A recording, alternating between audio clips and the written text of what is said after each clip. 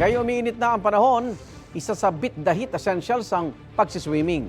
Naghahanda na nga ang ilang resort sa Pangasinan at may unang balita. Live si CJ Torida ng GMA Regional TV. CJ! Igan, puspusan na ang paghahanda ng mga resort owners sa posibleng dagsa ng mga tao. Ngayon nalalapit na ang tag-init. Nililinisan na ang swimming pool ng isang resort na ito sa Barangay Ambunaw, Calasiao, Pangasinan kahapon ng umaga. Kada araw, abot sa 2 oras ang pag-vacuum sa isa sa 4 na pool at paglalagay ng chlorine. Isa lang yan sa mga paghahanda sa inaasahang pagdagsa sa mga resort habang papalapit ang tag-init. We have a lifeguard po. Meron po tayong lifeguard. Tapos anytime na may kunwari may mangyaring hindi natin inaasahan, meron naman tayong nagtatawag kaagad ng for emergency po. Mahigit 20 ang cottages sa resort. Nasa 150 hanggang 700 pesos ang renta, depende sa laki ng cottage.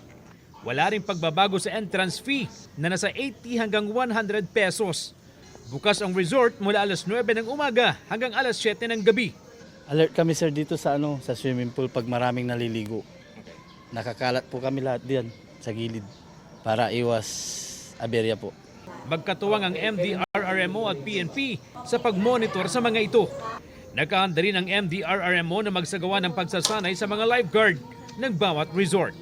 Para masigurado po natin na in the event na magkaroon po ng insidente sa kanilang mga resorts ay meron na pong nakahandang may kaalaman at may kakayahan.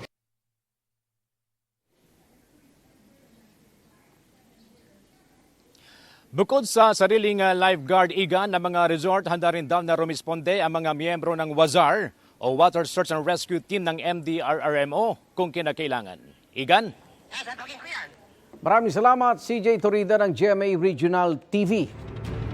Igan, mauna ka sa mga balita, mag-subscribe na sa GMA Integrated News sa YouTube para sa iba't ibang ulat sa ating bansa.